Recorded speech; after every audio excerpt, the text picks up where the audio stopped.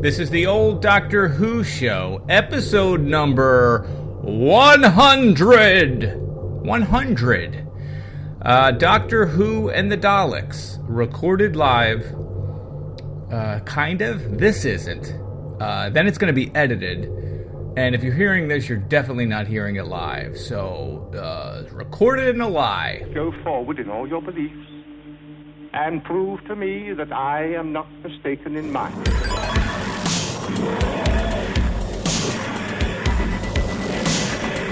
You couldn't control my mind before, and you certainly can't control it now.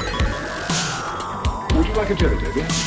The TARDIS, when working properly, is capable of many amazing things. Reverse the polarity of the neutron flows, and the TARDIS would be free of the force field now. Well, the TARDIS is more than a machine. It's but a person, you see. Resulting reaction, describe it. Are you ready? This is the old Doctor Who show. That's funny that it shows up reverse. Yeah, your classic Doctor Who review podcast in tri-weekly segments. Form. Or Yes. in, what's the word? Interims? That's not right, Dan. Sure. It's That's fine. Dan, you're looking fantastic. How have you been these last 3 weeks? This is nothing but grain alcohol, so I'm feeling great. I was thinking about drinking, but instead I'm drinking coffee. Yeah, no.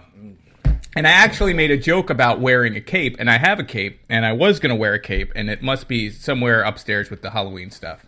I have like a silver... One of your children is wearing it. Did I wear it? I think I wore it for our 50th, because we did this once before, and it's like, I wanted to look like Rick Wakeman for some stupid sketch, and it's like a silver... who's Rick Wake? Come on.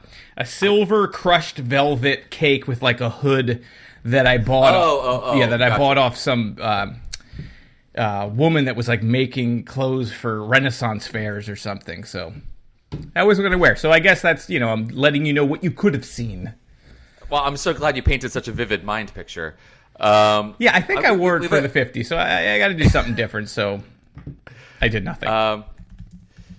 So there's a question already in the comments here. How do you get one of those stickers? Eric, how does someone get one of those stickers? Yeah, and we also have this is a Gregory Suicide sticker. You can write a self-addressed stamped envelope anywhere in the world, wherever you are. Just make sure it's a self-addressed stamped envelope, and it would pay for postage from the U.S. to wherever you are. You can send that to the Old Doctor Who Show, P.O. Box 2131? Yes, that's the same one I was thinking. 2131. Yeah, 2131, Red Bank, New Jersey, 07701. So if you just go to the mail, and it's good to support the U.S. Postal Service anyway, fill that out. We're having hard times, people. Yeah, we're having some hard times. America is literally on fire. Yeah, see, Rick Wakeman, keyboard wizard. People are aware of it. And he was always wearing capes. And I missed that part of the 70s and the music where songs were 14 minutes long and they're always about ice wizards and dragons, and it's all fine. It feels like it's due for a comeback, a renaissance, if you will. So people love the prog rock, but should we get into it, because we only have 1 hour to go. You're so right. But the most important thing we could do right now is hit the button. Yeah, hit the button. Let's hit the button. And I know Dan had already reached out on Twitter about getting some people to send in sound effects of the, we always make our whoops and our stuff. If you have any, we've gotten some already. Yes. I'll edit them into the next, this episode when it goes out on the podcast. So you can always send them to us. Do it as a voice memo and send it to us on email at theolddoctorwhoshow@gmail.com, or you could send it to us on Twitter with a direct message. You can do whatever you want. But just show up at our house and just boombox it over your head. I get so lost sometimes. Just with sound effects like this. Ready? Dan's also I like Dan is texting me while this is going on, like you are recording, right? Because we're also recording in GarageBand, and it's not out of our realm of possibility that I wasn't, but I am, Dan. It has happened once before. Never again, never forget. Yes. So we are good to go, so why don't you hit that button, Dan, and we'll take us through.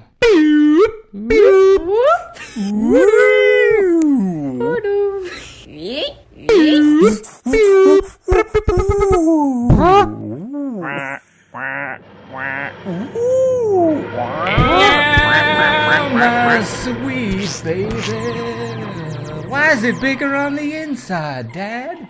But it's so big in here, and yet it's so small from outside. How come? In electrokinetic theory, space expands to accommodate the time necessary to encompass its dimensions. My little fellow scientist, we've been working on TARDIS for many years. This is the final component. You are privileged, young man, to be the first visitor to our time and space machine.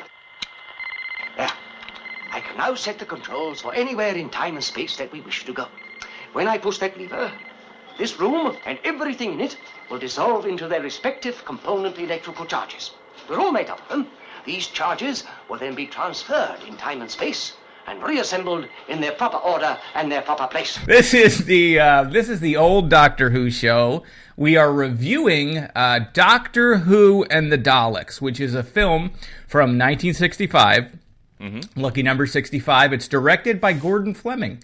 You see this work and you're like, Gordon, that's his stuff. And this is adapted by Milton I think it's an autocorrect thing happening here, but his name may be Subotsky. It says written by, but it says not written by. This was adapted from the 1963 The Daleks story written by Terry Nation. Speaking of Loosely adapted. Yeah. Well, I mean, it was closer to it than I thought it was going to be. Same here. So what happens in this movie, Dan, that you're probably asking yourself? Well, the Who family, Grandpa Who, and his granddaughter, little Susie Who, and Barbara Who. Barbie Who. Their parents clearly were murdered. It's not. Who are their parents? The real question is who are they? Who are they? No, who? Barbara has a gentleman caller that arrives. It's old, super clumsy Ian. Old Ian. And after a tour of the TARDIS, because when, your gentleman caller comes over, you got to go in the yard and go through, Grandpa's little cabinet, see his little trinkets and mysteries, and he can show you where the bodies are. It was the 60s. Ian, I said he was clumsy. He accidentally bumps into a switch, and before you know it, they're going to another planet. They end up on Skaro in a petrified forest where the Doctor pretends that the TARDIS is broken, putting everyone in danger just so he could tour the mysterious city in the distance. And it turns out it's not an abandoned city. It's inhabited by Daleks and the spiders from Mars, who live in a little town off to the side where everyone has the same color hair, which is nice. There's swamps. There's canyon jumpings. Who are we kidding? We've already talked about this.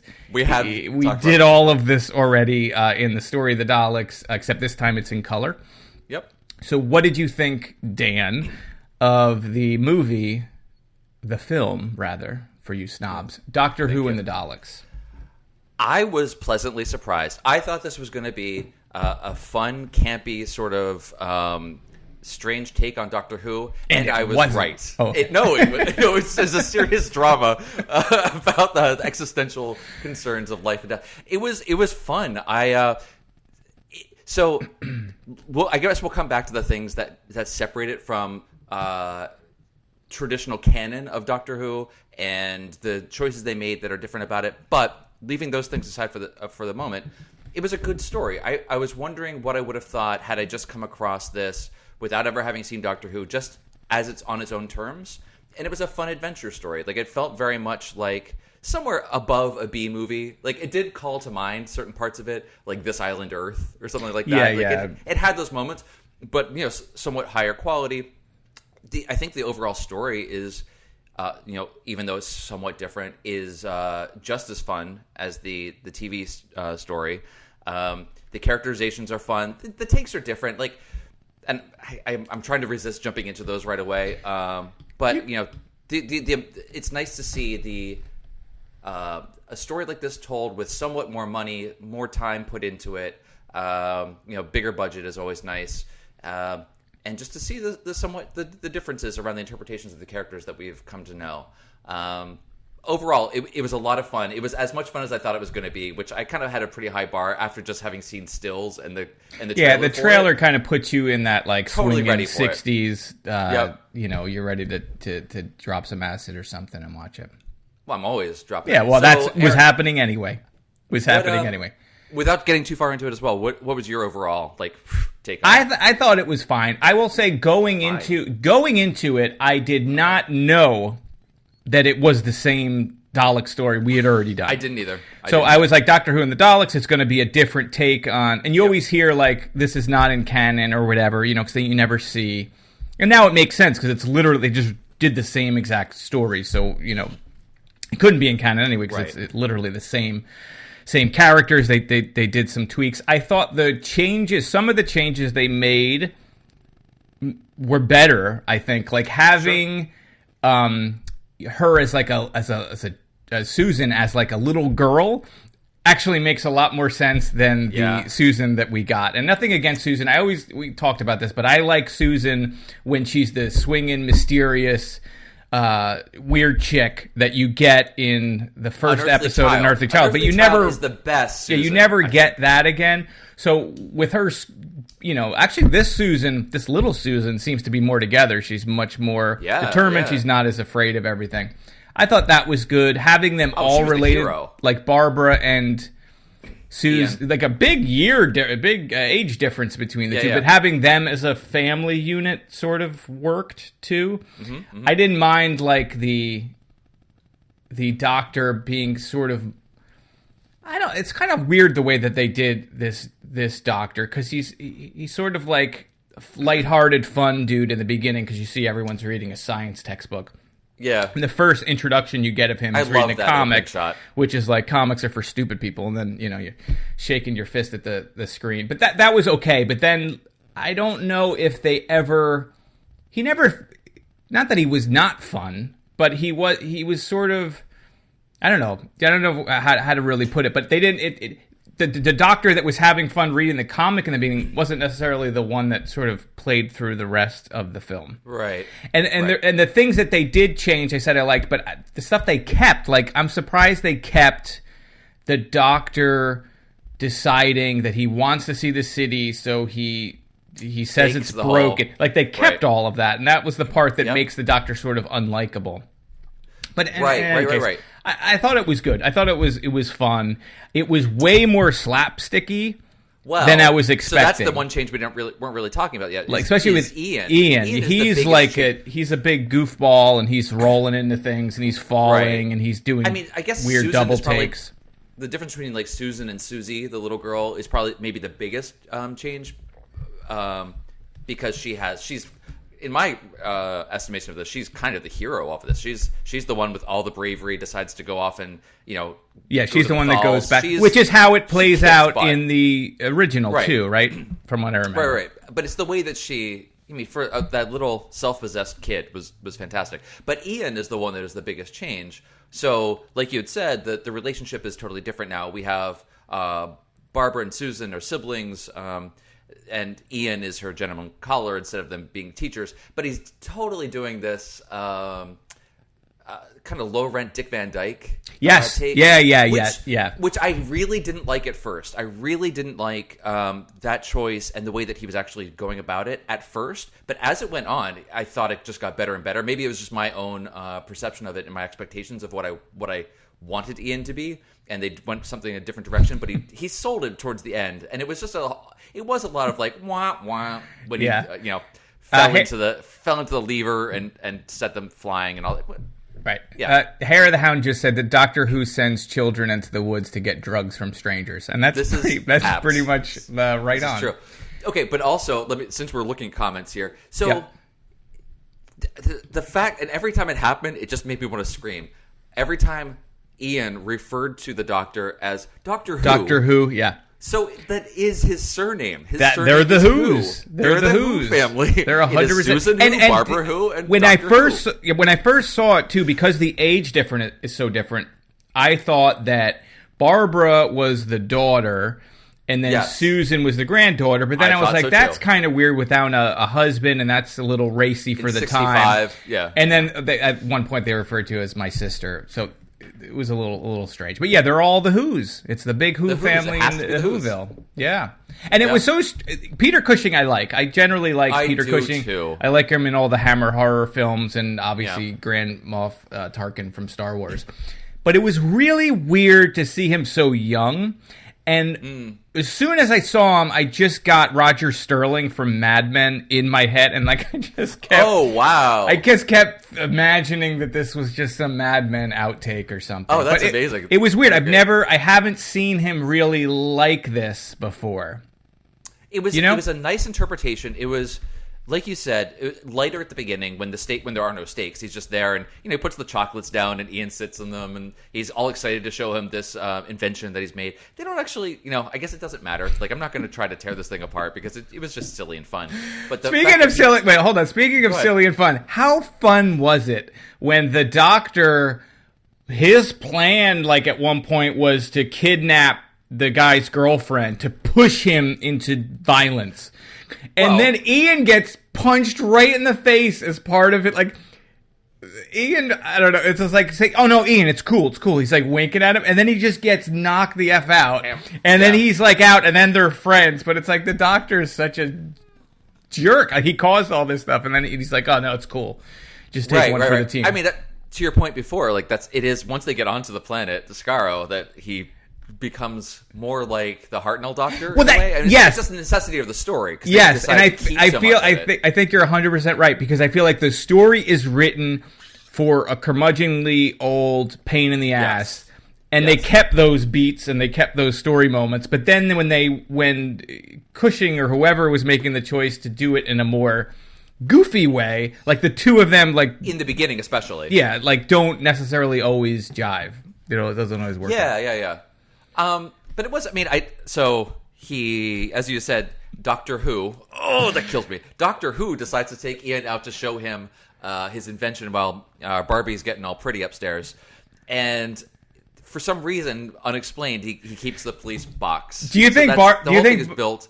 Yeah, I was going to say, do you think Barbie is upstairs getting pretty and then the camera just pans off and their like parents are just like dead in the corner, but it's like out of Psycho, like they're all just propped by the window? It's more like Weird Science when the grandparents get frozen into the cabinet and they're just there until they.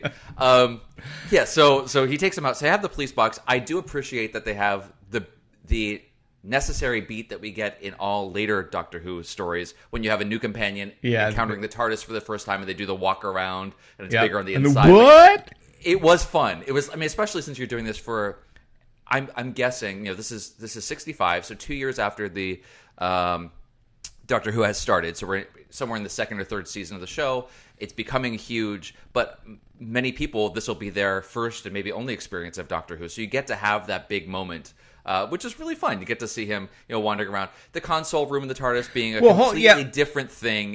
I was going to ask you about that when you said it'd be people's first experience. I didn't do any research, obviously, but this came Doctor Who was a hit after sort of the second episode. The Dalek story, which this is based on, was big. Did this film play internationally? Like, was this movie at drive-ins in the States, or was it only in the UK? Or do you know? Like, was it an international release? I imagine it probably was, because it feels like maybe they were trying to appeal to a wider audience. But I don't know. Like, was it only... Because most people would probably know this story if it played in England. Since it was like this is 2 years after that first season, so it's sort of Doctor Who's sort of blown up already. Right. From what I can see, I can only see things about the video releases later. So it came out later. Hair of the Hound says it definitely screened in Europe. I wonder if it went. When we say international, let me just clear up. When we talk about international, anything else, the U.S. It just means the U.S. We're Americans. You know what No, but that's a good point. So it could have been everywhere, and the BBC being in England, UK. So maybe it is a lot of people's first. I'm just guessing here, but it is. My point is these. What is your these point, moments and these characters that we have at this point seen for 2 years, getting translated to a big screen. You still, even though you get these differences in the way that they're portrayed, or even the whole characteristics of them, the relationships, you still get some of these iconic moments just translated to the big screen, which is super fun. Yeah, one of and sticking with sort of the story and what they changed and what they kept a lot of the stuff that I felt like also just doesn't make any sense or didn't work in the original, like the Doctor's whole plan, where the Doctor's like, "Hey, what are these things called? You mean the mirrors? Do you got any more mirrors? Give me all of them. I want to waste your time." And they go through this whole thing with the mirrors while they have this other, like, they have other people risking their lives to go in the other way. And then the doctor's, like, gets this brilliant idea to, like, do a brute force attack against the Dalek force. Just everyone's slaughtered. Like, it doesn't work out, and he ends up getting captured. It accomplishes nothing. Nothing. But there's this whole thing where it's like, mirrors, eh? How many more of these do you have? Like, and all the time people spent, like, you know, gathering the mirrors, and for what? Right. For what, Dan? But they kept that part. Yeah, that's the important part. And they kept like the Thal dude that was like not really a team player, and he was like, they're everywhere, man. Like he's the Bill Paxton Aliens character. Game over, man. And they do that thing where I think it's worse in the movie when he goes back and he's afraid, and they're not encouraging him. The other Thal that's supposed to be a good guy is kind of a dick. Oh, and no, so right. He runs and jumps, and it almost looks like that other guy kind of elbows him off. He's just like, oops. Right? Like, they don't reach down to try to help him. I mean, Ian does, but Ian, Ian being the klutz that he is, he's tied off. Ian's his anchor. A guy makes the jump. He sees he's going to fall. He falls. Ian just goes big eyes and doesn't brace himself, and he almost goes over the edge. And then he almost goes, and then the guy does like all of a sudden he's heroic, and he's going to kill himself, and then he falls like 3 feet. He's like, hey, guys. It's like, yeah, totally. Okay, it's fine. I'm cool. Wow, we're really jumping around though. Well, we can start at the beginning. So we have the we already talked about the gentleman caller, first date. You get the impression that they know them, like the little Susan's already aware of the boyfriend. Again, Susie. Yeah, because the guy's like the guy, Doctor Who's like, who's coming over? And she's like, it's your boyfriend. And then he's like, ooh, and he's like into it in a weird sort of way. And then, you know, they end up in the petrified forest, and then it's just basically the same thing that we did. It's a lot of the same. It's just the beyond the character changes. It's the re-envisioning of it on a larger scale in a bigger budget. So radiation sickness they get, and they have to get the drugs. The whole thing kicks off when Doctor Who takes Ian out to see the invention. Susie is there. They're going through it all, and then Barbie comes running in. I'm calling her Barbie because she is Barbara. She is Barbie she's a different in hot pants with big bouffant hair, all made up, and she is all horned up and jumps right onto Ian. It is the doctor blames Ian for hitting the lever. Nope, it was her loins that knocked the lever over. They're trying to get that sweet action going. Sweet action in front of her grandfather and sister. That's the hottest action. Just to do a big detour, I'm going to detour this whole conversation.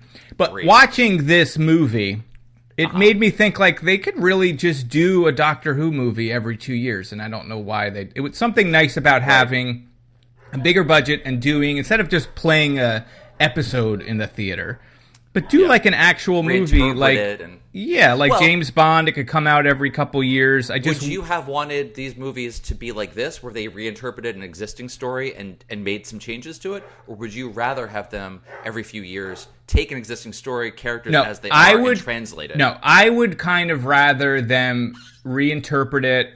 Stick with like I just watched Casino Royale. I like Bond films, and I watched Casino Royale again, like last, and it sticks with James Bond, but obviously it's his first mission and everything, and they make changes, and I feel like that's the only way. If you try to stick with every piece of continuity, it just gets too heavy and it falls apart. So I'm okay if they were to do, if they did a movie, it wouldn't have to be exactly about if that's what you're asking. Like, it wouldn't have to be the same cast and all of that kind of stuff. It doesn't have to be an extending.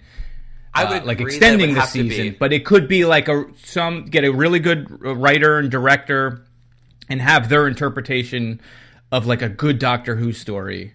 Right. I guess it would have to work as its own standalone thing.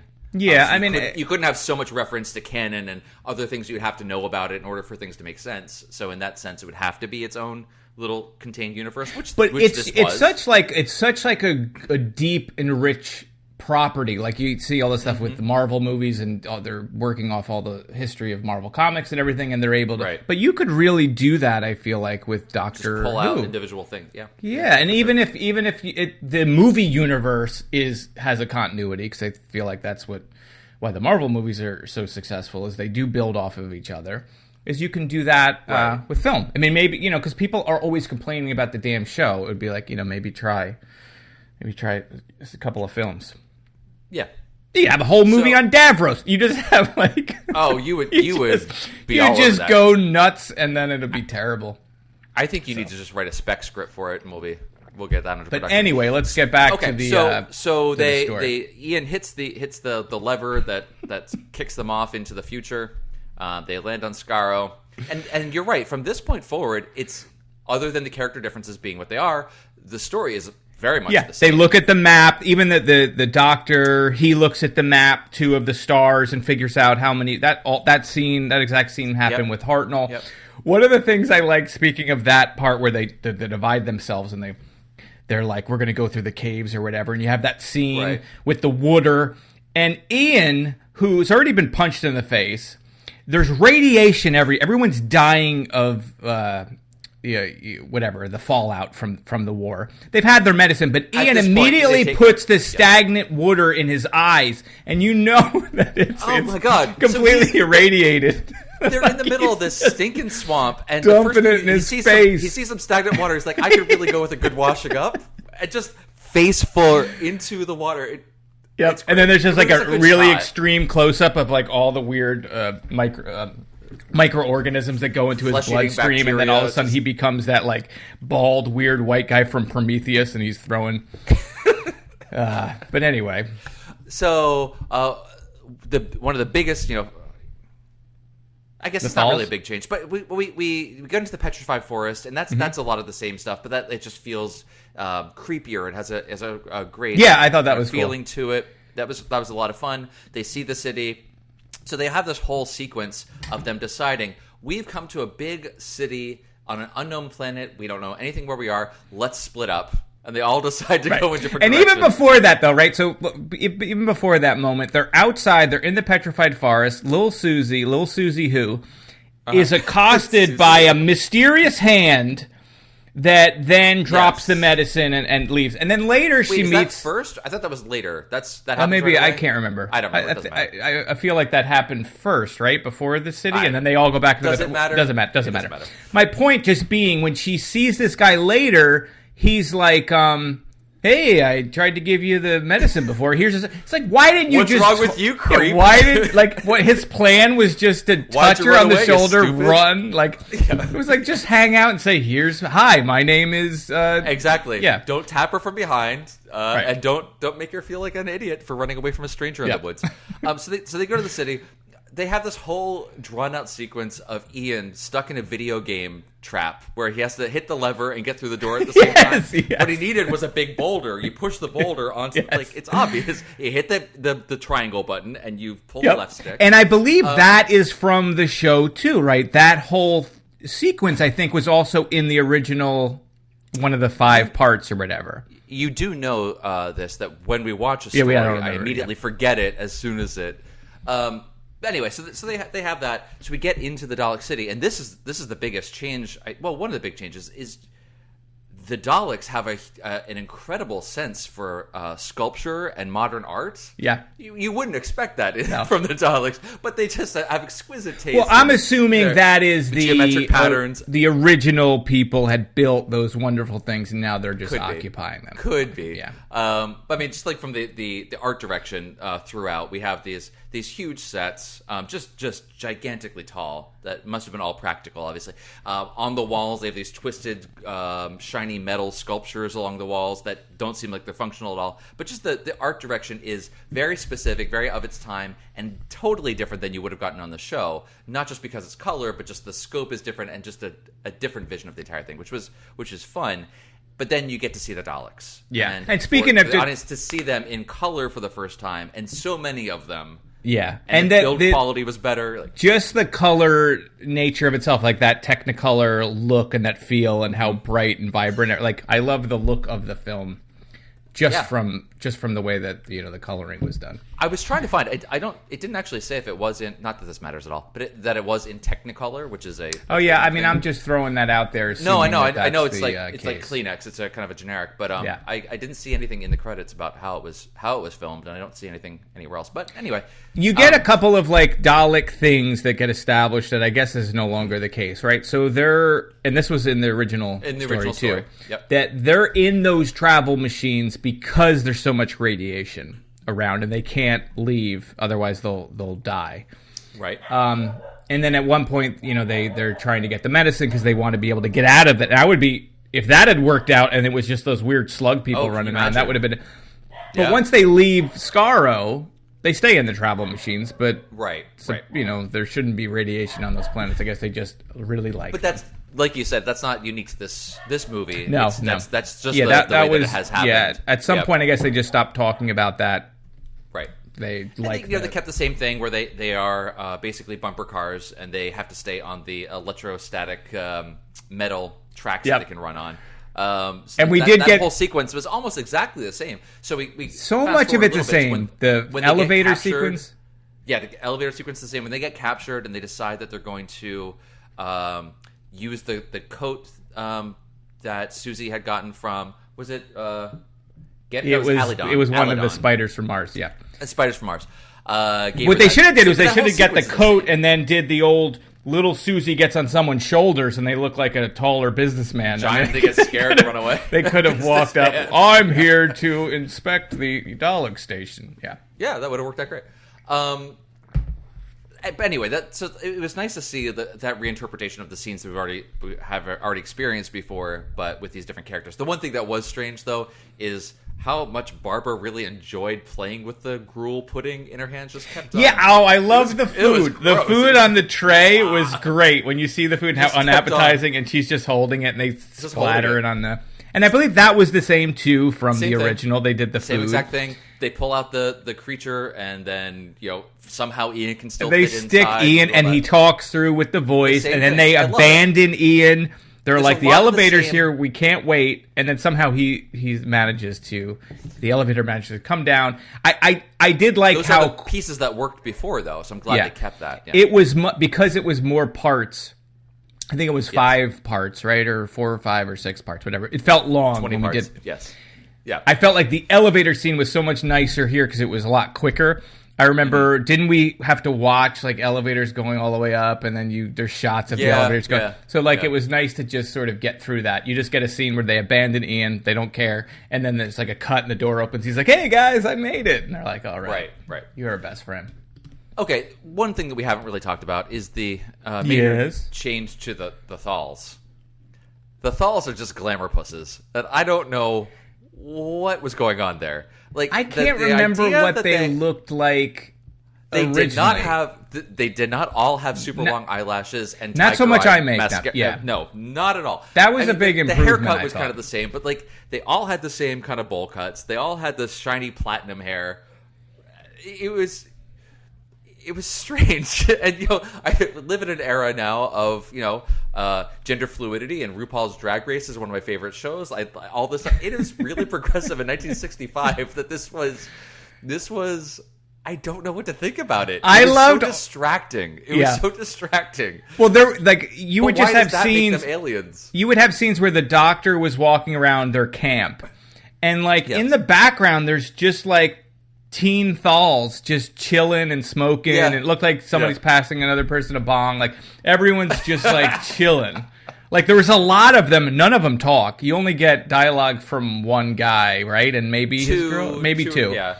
Obviously. Oh no, then the other 2 guys that go on the thing. But guy. For the most part, they're just background dressing. So they were sort of an interesting. Especially the women in this. Like the female Thals didn't say a word. No, they didn't get to even talk. When the one. I mean the mirror thing that I found it so funny that there's one Thal woman holding a mirror for the other one to just lightly stroke her own hair, and she kept moving. Like this woman didn't know how to hold a mirror and just kept moving it around. No. Like the other woman would grab her hand to hold it back. No, I'm stroking my hair. I need to be able to see it. Very strange. Yeah, I remember the original Thals. They had open vests. right? That was their there was whole a lot fashion. there was a There lot were of chest here. You got to see a lot of chest, but they had. Yeah, I don't think they had any eye makeup, and I don't remember if they were all blonde. This is very Rocky from Rocky Horror Picture. No, yeah, they were all blonde because I think. Yes, yeah, yes. I remember making a joke about the Aryans. They were Aryan race, but they weren't trying to do genocide. In a switch that we know of. That we're aware of. It was good. I mean, did we cover everything on this thing? The Daleks were interesting. So one thing that really bothered me is how slowly they spoke. The cadence of the Daleks was just so slow and drawn out. But I did see something, the small amount of research that I did do. Apparently, the director of this film wasn't super familiar with Doctor Who at all. Okay, and makes sense. Put him on didn't realize that the lights on the Daleks only are supposed to flash when that Dalek is speaking. It was a way to help the audience know which Dalek is talking. Yep. If you look at this, there's just random lights bleeping all over the place. All the Daleks have their lights bleeping. So it seemed like when they were doing the dubbing of the voices later, they were trying to sync it up with the lights in some cases, which is why sometimes it's just excruciatingly slow, and other times they were talking like a normal Dalek would talk. But that just it just bugged the hell out of me. That just took so long to get through. Anytime they spoke, it was craziness. But they looked awesome. I love when at the end, once they blow up the whole thing, they have the countdown going. They blow up the whole control system. Barbie is going around making sure they're all dead, and she's lifting up their helmets and the eye stalks. And maybe it's just the sound effect or whatever, but it sounded like really heavy metal. Like it just felt more substantial, these machines. Like maybe the actual production just had some more money behind it, and they're higher quality Daleks. I thought great. I thought we were going to see more of the Daleks themselves. You do get that shot of like the hand crawling out because at one point, when they first empty the garbage can, they like reach in and grab the thing and just throw it in the trash, and then you see the hand. But then they never really. That's sort of it that you get for their actual form. That was kind of cool. I mean, you didn't really need it any more than that unless they were going to change the story entirely and make those little mutants take over. But there were some other changes in the Daleks too. We have some Daleks have the plunger attachment, but then others have a little pincher grabber thing. At one point, used to choke Ian, which was kind of fun. Poor Ian gets choked. He's kind of into it. They have the little pinchers, and they're instead of shooting a ray, they shot a fire extinguisher gas at people instead. And one has an acetylene torch, which is kind of cool. I guess that's from the show as well. But I was also reading about this originally. So it would have been too expensive for them to do the rays, so that like they had in the show on the film to show that the people are getting zapped and killed. So they wanted to have something. They were going to have them shoot fire, but they were afraid that was going to be too scary for kids.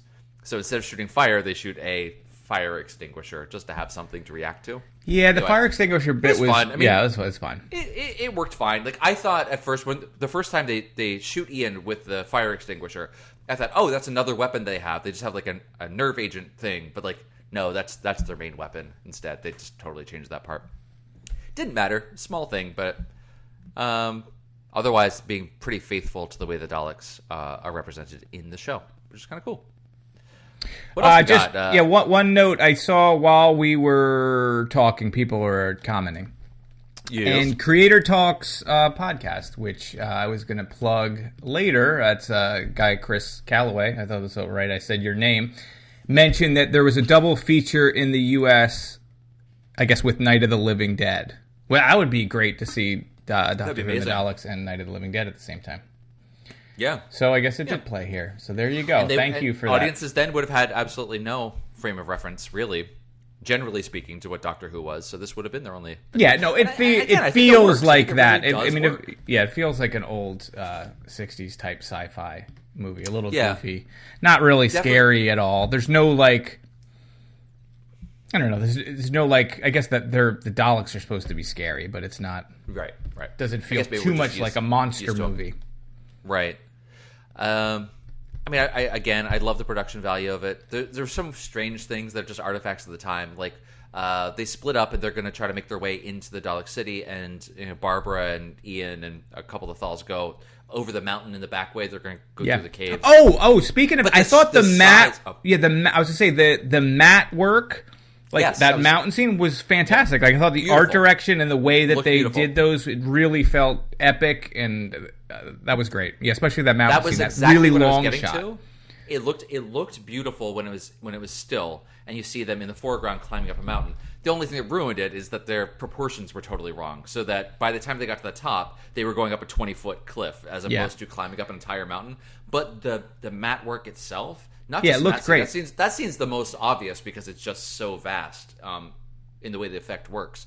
But you also get that in other scenes. In the forest, you have this kind of dark background that just implies that it goes on forever. Like, really very nice work for that stuff. And in those bright pastel-y colors that just work for this era so well. Now, I know there's a follow-up to this movie, right? So we get...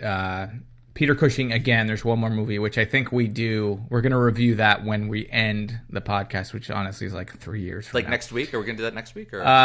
No, not next week. No. That's the Dalek invasion of Earth. But I wish that they had just done a different bad guy. Like, why have to do... I would like to see this crew, and as far as I know, I think it's only Little Susie and Peter Cushing that stay. I think we lose Barbie and Ian for the next movie, but I wish we had done something other than Daleks. I'm a little burnout on that. But I mean, on the other hand, they are the most iconic. They put the asses in the seats, Dan. They were put the asses in the seats. They were. I mean, they're huge. They were a huge deal. This is why Terry Nation, right, was the creator of this. Has all that that sweet Dalek money into his estate forever. Yeah, I mean, I don't think there's a whole lot more to talk about here. It was the same story we've seen before. It was a lot of fun to see it re-envisioned in a different way. A lot more glamorous with the blue eyeshadow. I would love to see more Cushing eyeshadow. Have the eyeshadow as well with his really long... No, I'd like to see Cushing take on...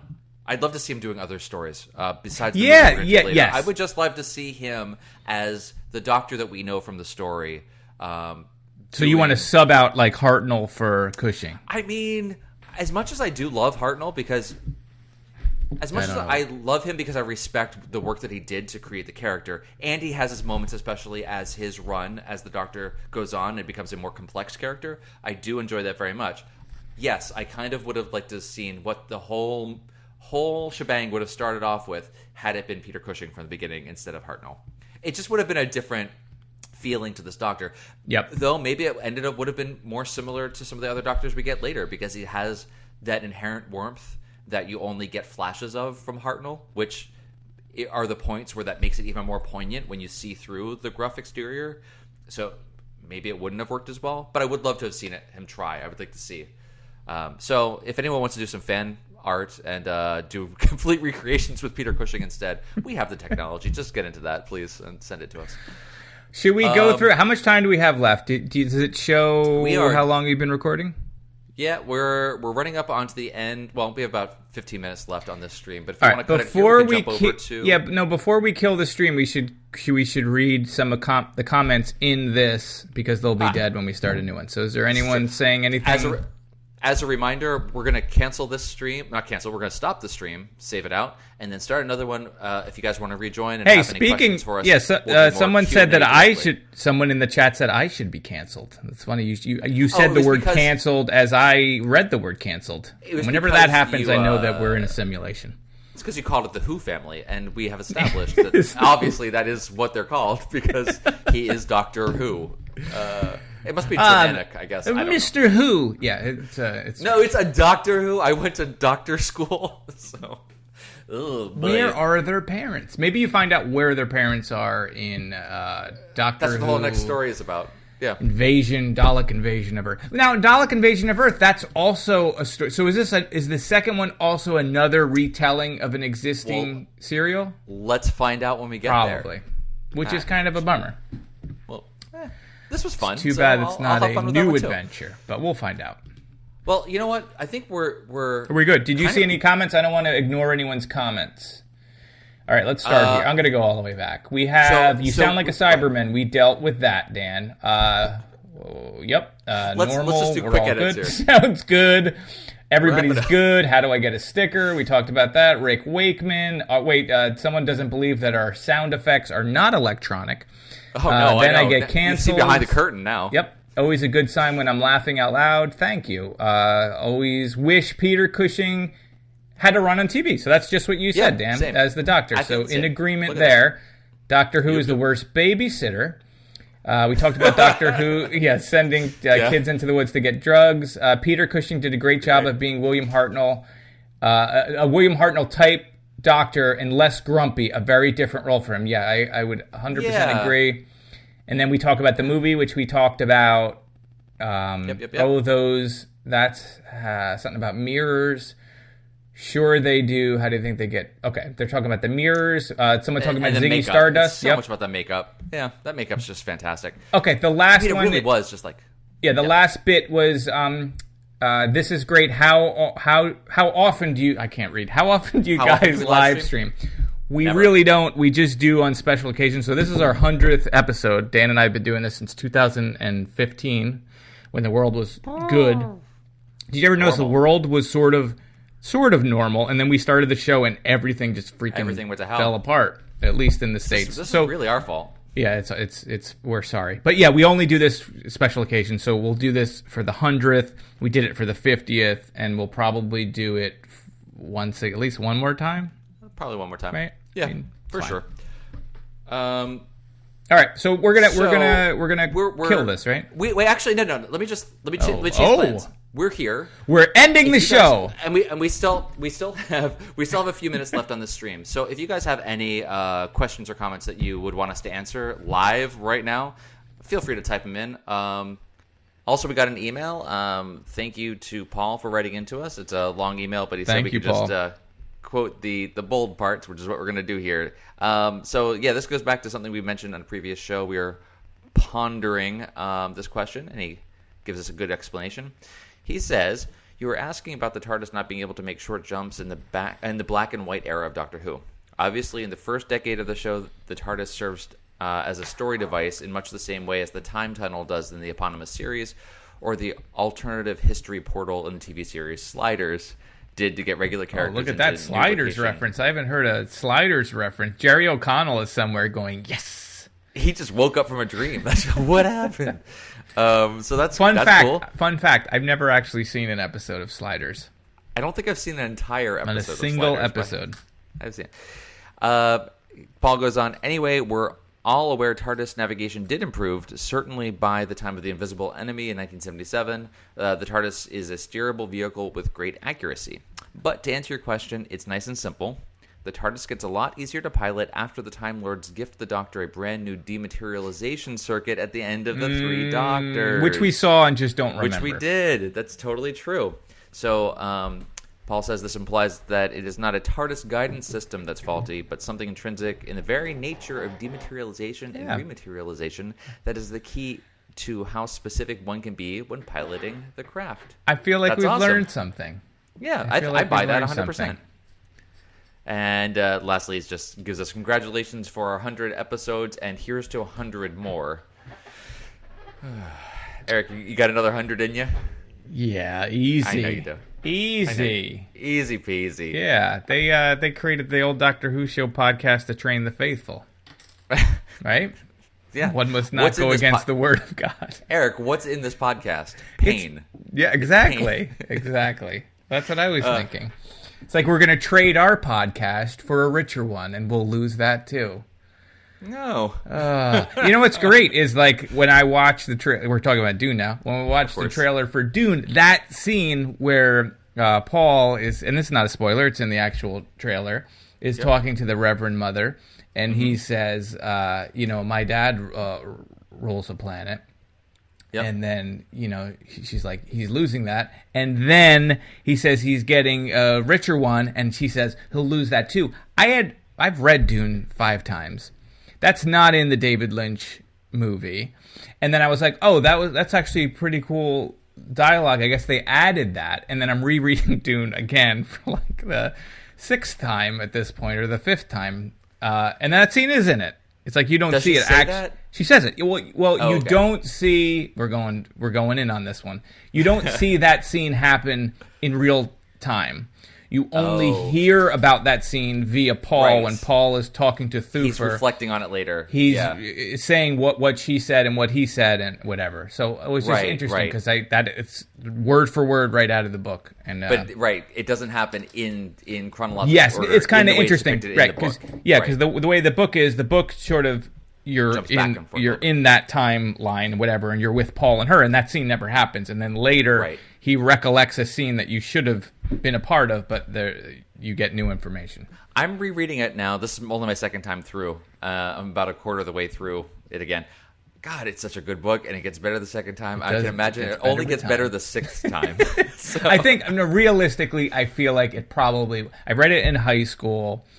I read it again probably in my 20s, I'm sure. I listened to the audio book at least 3 times. Mm-hmm. And now I'm reading it again. No, then I read it again. I don't know how many times I read it, but it's been a lot. It's been a lot. As much as we want to talk about this forever, I also want to mention we did have a couple of tweets, nice, tweet Twitters from people congratulating us on our 100th episode. So thank you, Hair of the Hound, for that. Misfit Scully, Paul also did that on the Instagrams, as well as Chuck and some other people. So thank you very much. Yeah, thank you all for the kind words, and we will give you 100 more. We'll give you 100 more, and that's it. And then we collect. I don't know why I went into a veiled threat of some kind. Speaking of veils, those veils on the Reverend Mothers. Okay, enough Dune, enough. We got a letter from John D. Congratulations on the 100th show. Thank you, John. Good day from Australia.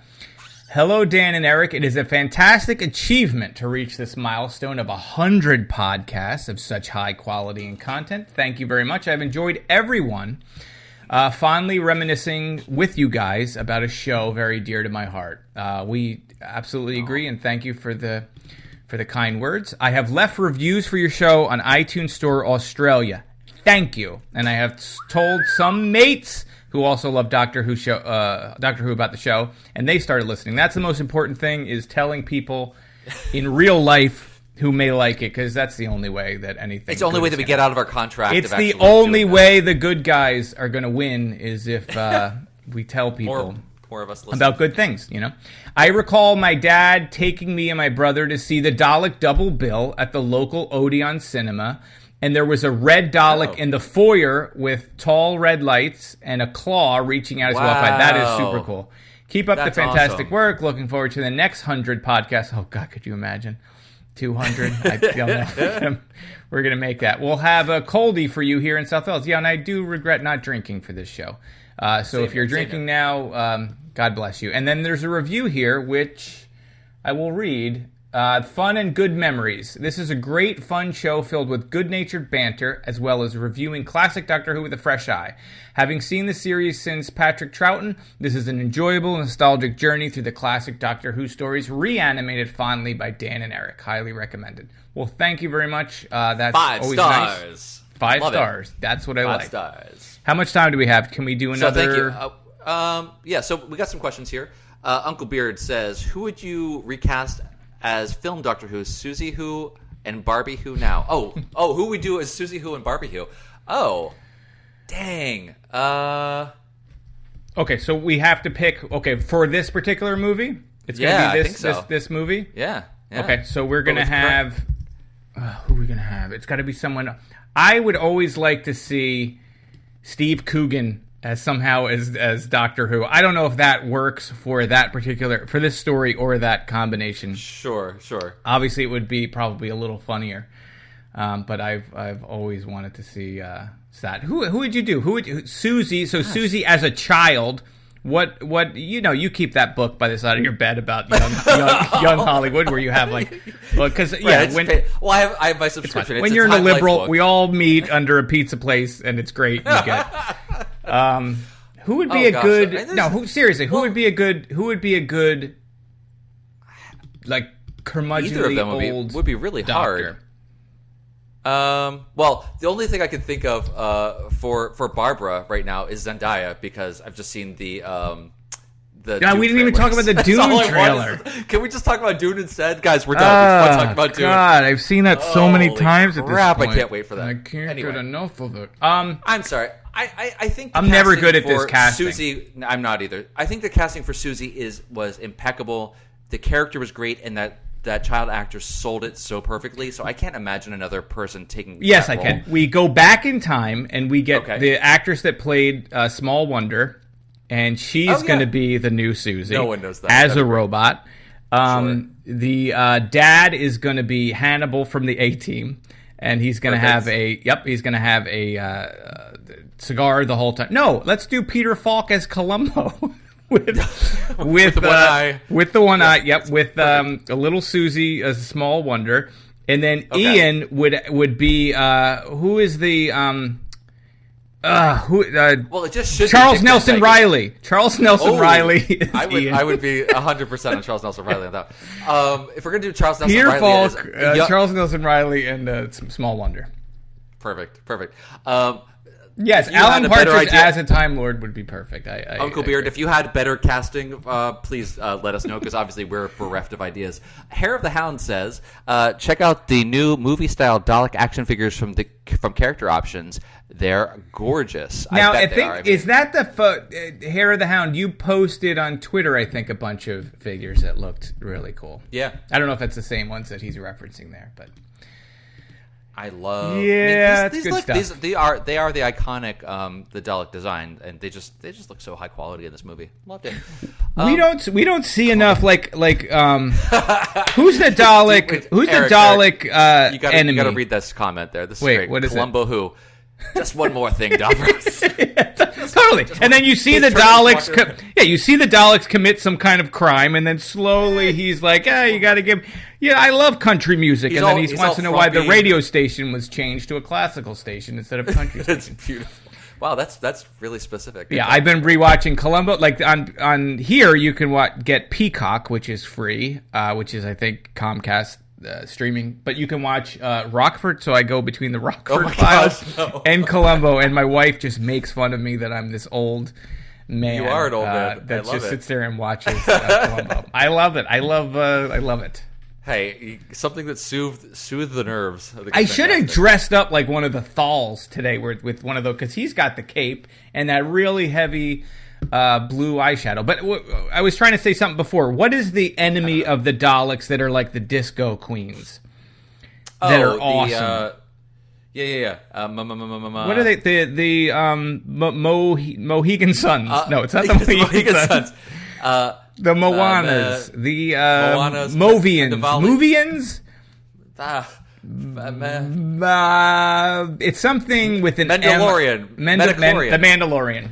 It's the Mandalorian. It's the Mandalorian. The Movellans. Movellans. Thank you. Why don't we see more of that? Like, I never understood. Like, whenever if you're gonna do a Dalek story, fine, but at least you should include that. Include them. Like, I feel like we only got them a handful of times in the classic series. I feel like the new series they showed them. There was like one story right where you saw like them walk by in the background or something, but it was it. What is that? Did you do some kind of eye makeup? Well, what is happening to Dan's face? Woo. All right. Those are pretty eyelashes. Fair enough. So anyway, so let's kill this stream, and then we'll get back into the other side. Are we good? So we don't even need to do a second? I think we caught it all, guys. So make sure. Let's just wrap it up. Make sure you follow us on Twitter. There was no Twitter comments or anything. I don't want to. Oh, no. Before we go, I would encourage you all to check out the Creator Talks podcast. I mentioned it before. Especially, it's mostly, I would say, and if I'm mischaracterizing this, please correct me in the comments, because the host is here. Mostly for comic book people, so you get a lot of comic artists, really good. It's great. He's a great interviewer, so you get a lot of comic stuff. But he did interview Paul Cornell, that Doctor Who fans will know, way back in 2000 and something, 15 or 16. So it seems like Paul Cornell doesn't like to talk too much about the old stuff, so they do touch on, I think, a little bit of human nature and some of his other Doctor Who things, but they mostly talk about at the time he was writing a Doctor Who comic. But I would encourage you to go to Apple Podcasts and type in Creator Talks podcast, and I'll post the link to it in this show because I'll link directly to the Paul Cornell one. But if you like comics at all, it's a really good interview show. Well, that's awesome, and thank you guys for joining us on the special 100th episode. Man. I think we're running out of time here, so I want to make sure we get this in. Please follow us on Twitter at TODW Show.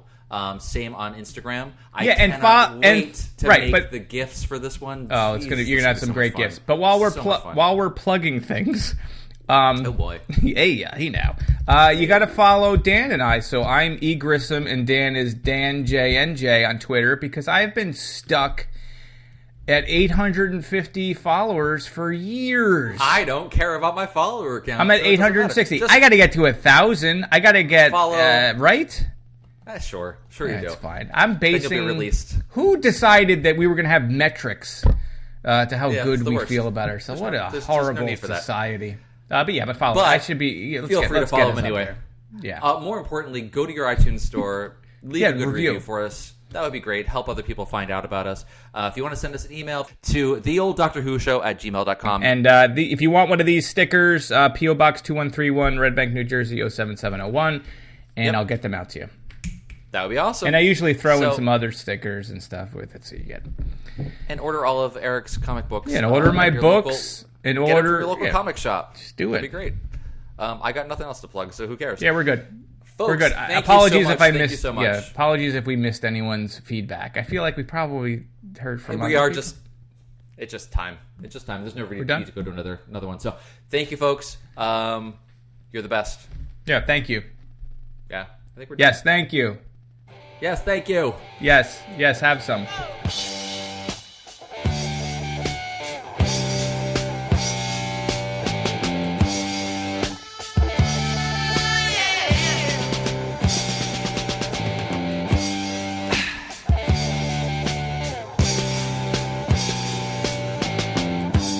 Ziggy played guitar, jamming good with Weird and Gilly and the Spiders from Mars.